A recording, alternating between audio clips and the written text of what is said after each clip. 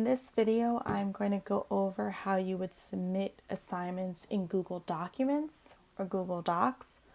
So you're going to go up to the top of the screen and click Classwork. You're going to go to your Google Doc assignment.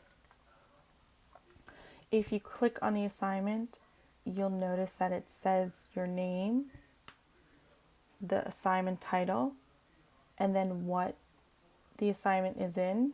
And this way we're looking at the Google Docs. So I'm going to click that. Here is my assignment. You might have a directions page, you might have some tasks to complete. Make sure you do that.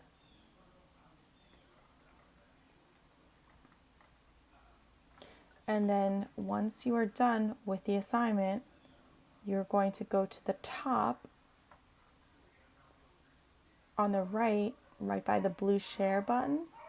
You're going to go to turn in. You're going to click that button. It's going to bring you to a confirmation pop-up to confirm that you want to turn in your work with one attachment, which is going to be your Google Doc. You click turn in. Once you know it's turned in, this was missing, so it says turned in late, but normally if it was on time, it would say turned in.